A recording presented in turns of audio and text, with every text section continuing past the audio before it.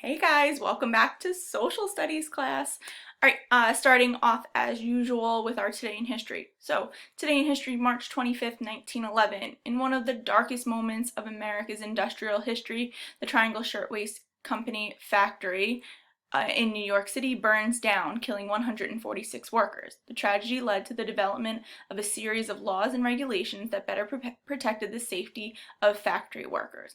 So hopefully you guys remember this. We talked about it with our Industrial Revolution / progressive era units, where we talked about this influx of workers, specifically in urban areas, because of immigration, right? We had lots of low or no skill workers coming in, and because of that, factory owners were able to take advantage of these people, right? Because there were so many workers competing for not so many jobs, right?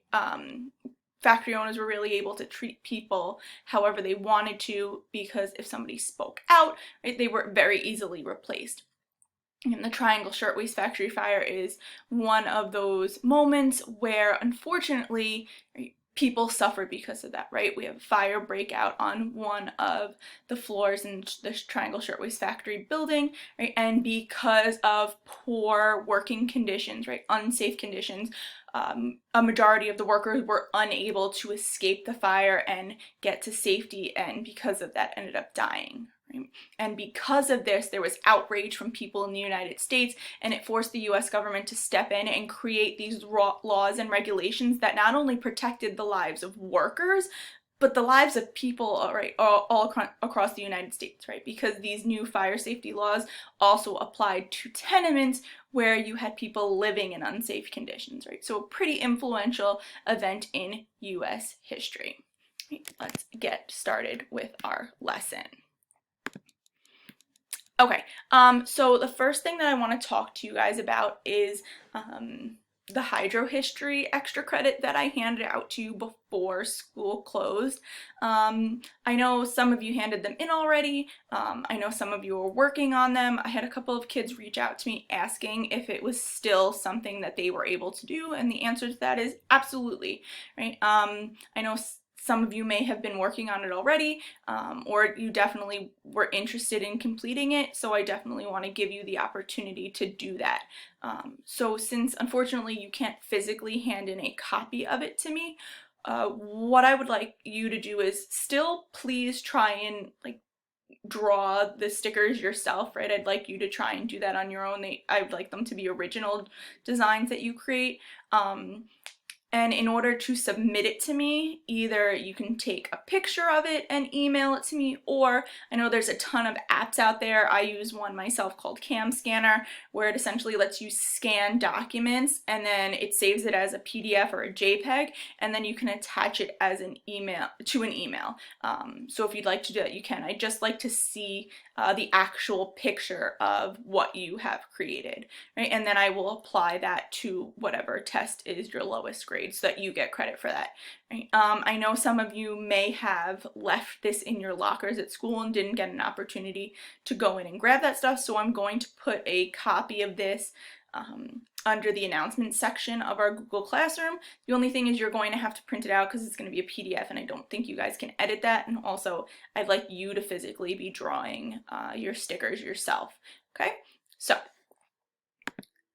yesterday's lesson, you guys learned all about the US strategy of island hopping, right? The idea of moving from island to island in the Pacific to allow the United States to slowly get closer and closer to the mainland of Japan, right? And you read exactly about what island hopping was, right? What was the deal there? Who came up with it? What was our end goal, right? And then you read about each of these important battles: Battle of Midway, Battle of Iwo Jima, Battle of Okinawa, and their importance in the island hopping campaign and why each one of those battles was so significant, right? And then on the bottom, you read all about Navajo code talkers and the role that they played in the United States' success in the Pacific, right? So hopefully you guys were able to get through those documents pretty easily. I didn't have anyone reach out to me with any questions yet, but please, if you are having any issues, please make sure that you are reaching out to me. Right, so now that you have hopefully read about those battles, we're going to be moving forward with our campaign in the Pacific. So we have hopped across our islands in the Pacific, and the United States has finally reached the mainland of Japan, right? And using your knowledge of Japanese soldiers, you know how difficult it is in terms of fighting the Japanese, how unwilling they are to surrender. So we're going to look at what measures is the United States willing to take in order to defeat the Japanese, right, and bring an end to the war as a whole. Right, so for your do now for this lesson, I say, should countries follow a set of rules when they go to war with each other? If you believe they should, what would the rules be, and to explain them? And if you think, no, we don't need to follow any rules, why do you believe that, right? Make sure either way you explain the stance that you are taking. All right, so your aim down here is, was the United States justified dropping the atomic bomb on Japan? Right. So what you guys are going to read all about is something known as the Manhattan Project.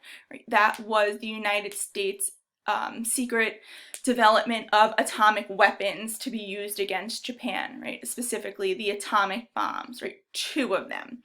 Right.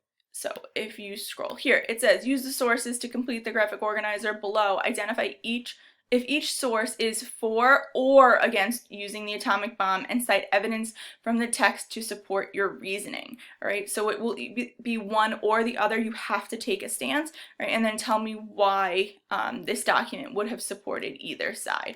Right, so you're going to read all about information involving the atomic bombs, and you're just going to tell me, is this, yes, we should have dropped the atomic bombs on Japan, or no, we should not have. One source in particular that I would like just to quickly show you guys how to use is Source 5. Source 5 is an interactive source.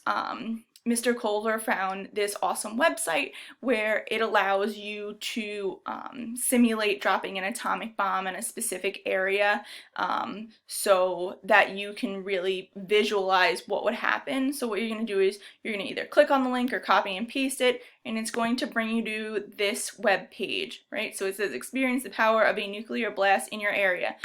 So what I did is I'm going to type in Eisenhower Park, right, and it brings me to Eisenhower Park, East Meadow. You can click on it, and it should bring you to the next page, right? And it said, what would happen if a nuclear bomb went off here? And it will show you the different stages of destruction in terms of a nuclear bomb being dropped, right? And there's several things that you can do here, right? So the first thing is that you would want to switch it here to Little Boy. That was one of the bombs that was dropped by the United States on Japan, right? And then it'll show you, right, what the different levels of destruction are within the bomb. And then you have 2 different options of where you'd like the bomb to explode. You can either be surface, that it goes off when it hits the ground, or an air burst, meaning it's going to explode in the air as it's being dropped, right? So you can do either one of those and see what the difference is, right? And then over on this side, it gives you some information, right? How many fatalities, meaning how many people are going to be killed, and then how many people will be injured, okay? If you want to play around with the different kinds of bombs, like Tsar bomb developed during the Cold War, you can and see, but Little Boy is going to be appropriate to the time period that we're talking about, all right?